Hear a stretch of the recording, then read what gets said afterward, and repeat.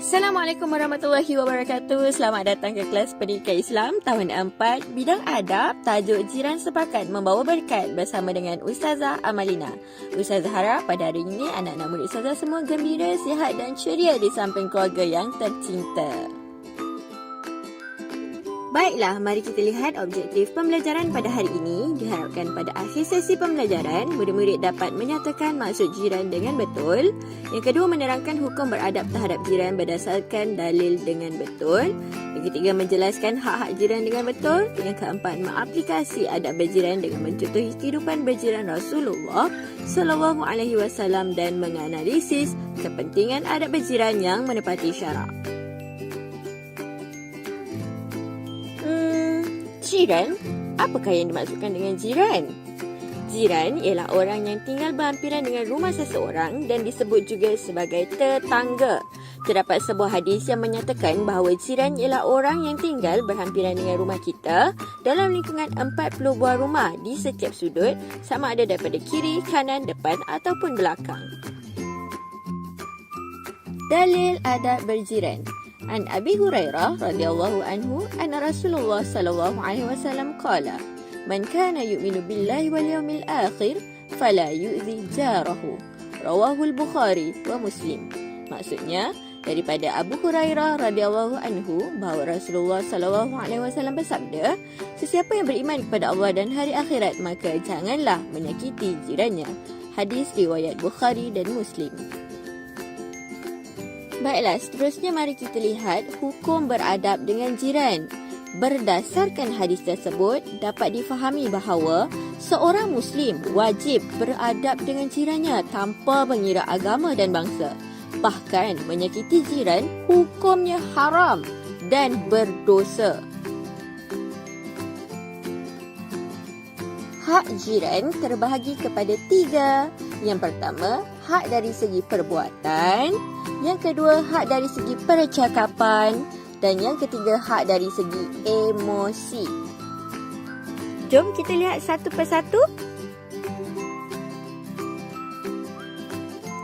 Antara contoh hak dari segi perbuatan adalah seperti menghormati adat, budaya dan agama masing-masing, tidak menyakiti jiran, menziarahi jiran ketika sakit, memberi pertolongan jika diperlukan, melebihkan sedikit masakan dan memberikannya kepada jiran, tidak mengganggu ketenteraman jiran dan saling memaafkan kesalahan dan bertolak ansur dengan jiran.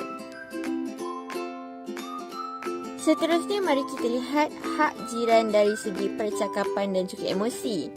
Jika lihat dari segi percakapan, antara contohnya adalah seperti memberikan nasihat sekiranya perlu, mengucapkan tahniah atas kejayaan jiran dan menjaga pertuturan. Manakala dari segi emosi pula, kita perlulah sentiasa berprasangka baik dengan jiran dan bersimpati apabila jiran ditimpa kemalangan ataupun musibah. Mencontohi kehidupan berjiran Rasulullah sallallahu alaihi wasallam. Yang pertama, berbuat baik dengan jiran. Rasulullah sallallahu alaihi wasallam sentiasa berbuat baik dengan jiran dan tidak pernah menyakiti mereka, walaupun jiran baginda seorang Yahudi. Kedua, peka dengan kebajikan jiran. Apabila memasak makanan, Rasulullah sallallahu alaihi wasallam menggalakkan kita memberikan sedikit makanan kepada jiran, terutamanya apabila berlaku kematian dan musibah. Rasulullah SAW juga melarang kita membiarkan jiran berada dalam keadaan kelaparan, sedangkan kita berada dalam keadaan kekenyangan. Yang ketiga, menghargai jiran. Rasulullah SAW berpesan agar kita kerap memberikan hadiah kepada jiran dan mendahulukan jiran yang berdekatan. Rasulullah SAW juga menegah kita meremehkan pemberian jiran walaupun kurang bernilai dan tidak seberapa. Seterusnya, mari kita lihat pula kepentingan adab berjiran. Kepentingan adab berjiran kepada individu, masyarakat dan juga negara. Pertama, dari segi individu, mendapat pahala dan keredaan Allah. Kemudian, menjamin ketenangan emosi. Dari segi masyarakat pula, kerja yang berat menjadi lebih ringan, kehidupan menjadi damai dan harmoni, gejala negatif dapat dibenteras dan memupuk silaturahim.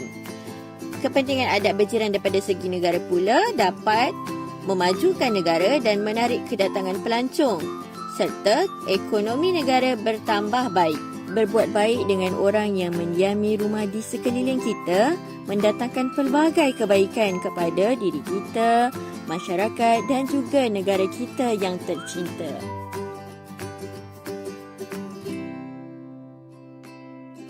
Akhir sekali, sebagai kesimpulannya, jiran merupakan cerminan kepada diri kita. Sekiranya jiran sering menyebut tentang kebaikan kita, maka insya-Allah kita tergolong dalam golongan orang yang baik-baik.